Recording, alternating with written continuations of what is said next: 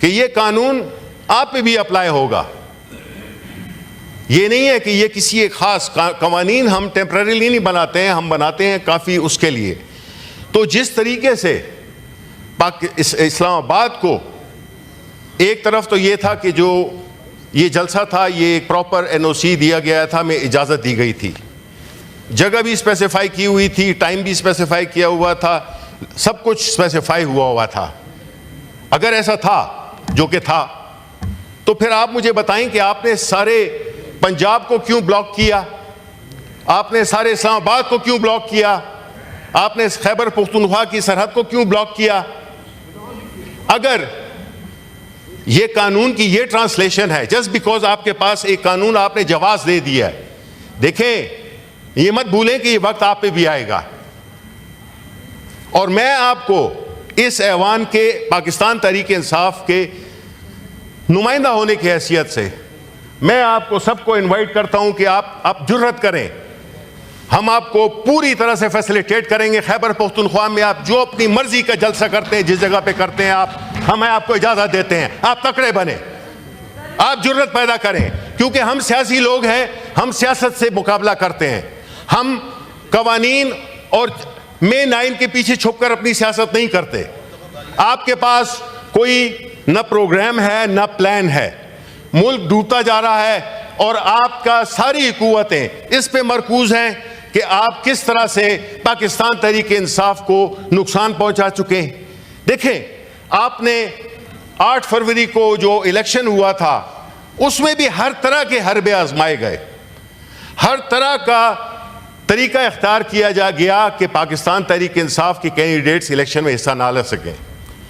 आपने हमें कद्दू, आलू, चिमटा, इस किस्म के रेडिकुलस किस्म के इंतखाबी निशान दिए, लेकिन सलाम है पाकिस्तान के अवाम को, सलाम है पाकिस्तान के अवाम को जिन्होंने उनके बावजूद पाकिस्तान तहरीक इंसाफ के हिमायत याफ्ता कैंडिडेट्स को वोट दिया। 8 फरवरी को जो कौम का फैसला था वो भी आपने देख लिया, और 8 सितंबर को जो हुआ, जो कि कल था, वो भी अवाम का फैसला आपने सुन लिया। मैं मुबारकबाद देना चाहता हूं पाकिस्तान के अवाम को जिन्होंने कि कल लाखों की तादाद में बावजूद तमाम सख्तियों के, बावजूद तमाम रुकावटों के अपनी जमहूरी, अपनी आईनी जिम्मेदारी को पूरा किया। और इस किस्म का पुरअमन जलसा और ऐसी जगह अगर आप वहां पे जाएं तो आपको मालूम होगा कि वो एक ऐसी जगह है जिसमें कि अभी इरफान सिद्दीकी साहब बात कर रहे थे कि इस्लामाबाद के 25 लाख पीपल, वो उनका एक हक बनता है। हक मैंने कहा कि उनका भी बनता है जो कि इन प्रिविलेज सेक्टर्स में नहीं रहते। हक उनका भी बनता है जिनके कि हम वहाँ पे स्ट्रीट में से गुजरे हैं, जो तंग तारीख गली थी कि लोग ना पहुँच सके, लेकिन ये जज्बा था। मैडम चेयरपर्सन, ये चीज़ें जज्बे से होती हैं, ये जुनून से होती हैं, ये बिलीफ से होती हैं। आपके लीडर में बिलीफ है, आप वहाँ पे बूढ़े, बच्चे, जवान सब पहुँचे हुए थे। पुरअमन तरीके से हमने अपना वो किया, जलसा किया। हालांकि कोशिशें की गई कि उसको डिस्टर्ब किया जाए, लेकिन हर तरह की, मैं आपको कहता हूं कि जी हम खर्चा देंगे, हम चंदा करके हम खर्चा देंगे। आप पीपल्स पार्टी, आप मुस्लिम लीग नून, आप वहां पे जाके जलसा करें। आपके पास 10 लोग नहीं आएंगे, मैं ये मुबालगन कह रहा हूं, लेकिन आप जो है तो बहुत है तो 1000, 2000, 3000 लोग पैदा कर लेंगे। मैं ये कह रहा हूं, हो सकता है आप मुझसे इत्तेफाक न करें, लेकिन ये फैक्ट है। जो ये कह रहे हैं कि ये जलसा कामयाब नहीं हुआ, वो बिल्कुल ऐसे कह रहे हैं कि हम कहें कि जी जिस तरह इस वक्त हम सेनेट में नहीं हैं, हम उसे बाली में बैठे हुए हैं। ये बिल्कुल ऐसे ही प्रिपोस्टरस है। जितना कामयाब जलसा, और मुबारकबाद देता हूं वंस अगेन कि लोगों ने अपनी जमहूरी स्पिरिट को बरकरार रखते हुए इस जलसे में शानदार तरीके से इसमें शिरकत की। अच्छा जी, अब आ जाते हैं कि देखें, फिर मैं कहता हूं कि हम सियासी लोग हैं, हम सियासत करके इन ईवानों के मेंबर बने हैं। हम ना फॉर्म 47 के जरिए आए हैं, ना हम किसी और अनफेयर मीन्स के जरिए आए हैं। आपको जो है हम इधर ही से डिमांड करते हैं, let's make a common resolution. Madam chairperson, एक कॉमन रेजोल्यूशन बनाते हैं कि 2018 का भी जुडिशियल कमीशन बनाया जाए, इन्वेस्टिगेट किया जाए क्या हुआ, और 2023 में भी। हम नहीं भागने वाले हैं, हमारे साथ अवाम खड़े हुए हैं। हम जो है तो बैसाखियों पे नहीं आए हैं, क्योंकि जब आप बैसाखियों पे आते हैं तो आप चल सकते हैं, आप दौड़ नहीं सकते। बैसाखियां जो कि इस वक्त आपको व्हील चेयर पे बिठाए हुआ है, बैसाखियां तो दूर की बात है, व्हील चेयर पे बिठाया हुआ है। आप कोई फैसला नहीं कर सकते, आप कोई बड़े फैसले कर नहीं सकते।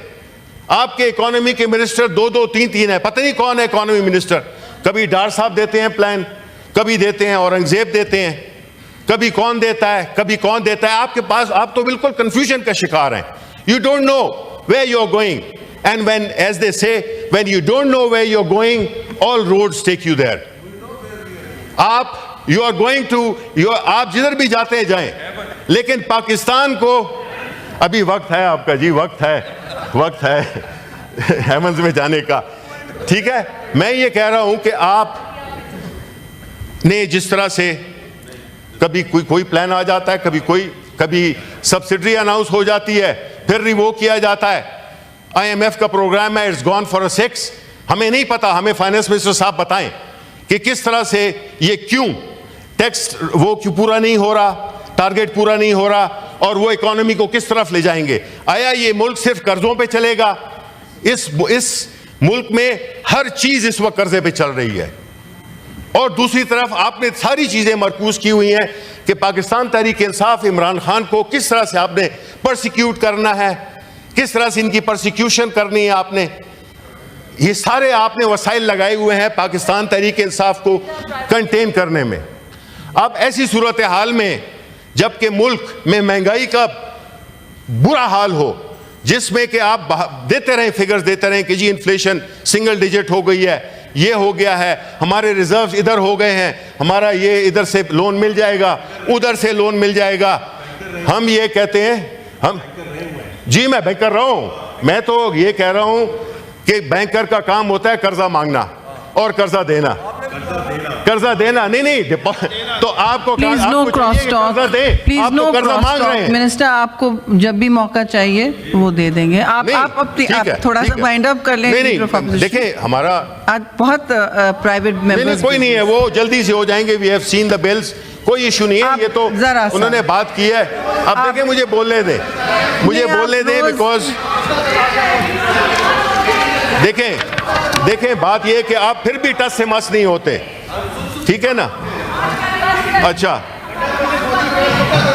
बात ये लीडर ऑफ ऑपोजिशन, मुझे मालूम है, गुजारिश है, मुझे मालूम, देखें मैडम चेयरपर्सन, मुझे मालूम है, आप बाद में कर अगर मैं आपकी पोजीशन में बैठा होता या मैं इस साइड पे बैठा होता तो मैं भी बड़ा शर्मिंदा होता। ये एक हकीकत है कि देखिए, आपको पता है जी कि मुल्क नहीं चल रहा। मुल्क इस वक्त इंस्टीट्यूशनल मेल्टडाउन में है, मुल्क इंस्टीट्यूशनली डिसफंक्शनल हो गया है, और ऐसी सूरत में है। मैं तो कहता हूं कि I don't blame the honourable finance minister, his choices are limited, बल्कि he doesn't have any choice. But आपके पास जो कर्जा लेने की कैपेसिटी है वो भी आपके पास नहीं है।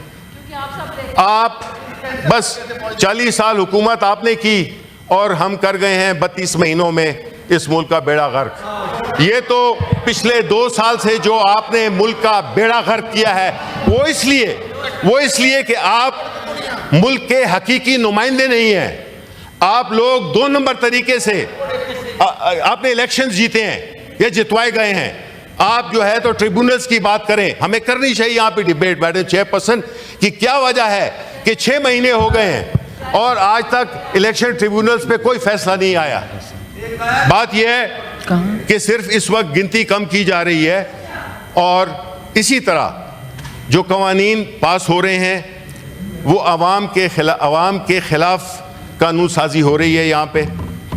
और हम चाहते हैं कि वो लोग जब वोट करें वो लोग जब वोट करें उनका अलहदा रिकॉर्ड में होना चाहिए। हम रूल्स में चाहेंगे कि अमेंडमेंट हो, और वो लोग जो मुखालिफत करते हैं वो खड़े होकर मुखालिफत करें, और जो वोट दे रहे हैं वो खड़े होकर वोट दें, कि पता चले कि कौन कहाँ पे खड़ा हुआ है। मैं आई एम श्योर कि वहाँ पे भी कोई बाज़मीर लोग हो सकते हैं, हमारी तरफ भी कोई बेज़मीर हो सकते हैं, तो इसलिए इसको वो करने के लिए हम लाएंगे। और हमारी रिक्वेस्ट है हाउस से कि किसी को इस पे नहीं होना चाहिए, कि हमें क्लैरिटी होनी चाहिए।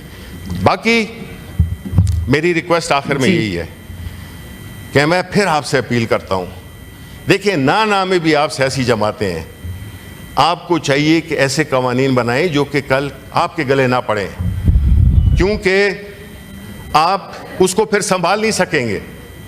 हम तो अब इतने सताए गए हैं कि हम अब यूज्ड टू हो गए हैं। लेकिन ये बात हमारी नहीं है, ये मुल्क के 25 करोड़ आवाम की बात है, उनकी वेलफेयर की बात है, उनके फ्यूचर की बात है, शुक्रिया, जो कि इस वक्त सीरियसली कंप्रोमाइज हो गया है शुक्रिया अंडर दिस फेक गवर्नमेंट। दूसरे मेंबर्स को भी इजाजत दें। ठीक है, मैं नहीं, आई एम रिप्रेजेंटिंग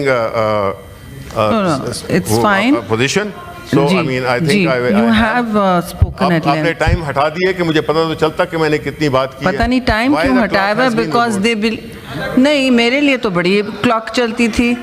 नहीं, आप बता दें कि जी कितने मिनट बोले हैं क्लॉक मेरे लिए तो और वो रूल भी बता दें जिसके तहत leader of the opposition 5 minute से ज्यादा बात नहीं कर सकते। नहीं, किसने कहा? आप 15 मिनट से तो बात कर रहे हैं। नहीं, मैं कह रहा हूं ना कि एग्जैक्ट बता दें आप कि कितनी, ठीक है ना। तो मैं ये समझता हूं कि ये पाबंदियां जो कि लगाई गई हैं, कंटेनर्स जो लगाए गए हैं, ये जो इलीगल एक्टिविटी गई है जिसको कि कवर नहीं करता था ये वाला बिल, ये कवर नहीं करता था, और सारे पंजाब में, इस्लामाबाद में कंटेनर्स लगाए कि लोग जा न सकें। लेकिन वहां पे भी आपको जिस तरह लीडर ऑफ ऑपोजिशन अब आप रिपीट कर रहे हैं, 8 फरवरी को जो अवाम ने फैसला दिया था, 8 सितंबर को, मेरा ख्याल है 8 का सिफर हिंसा आपको रास नहीं आता।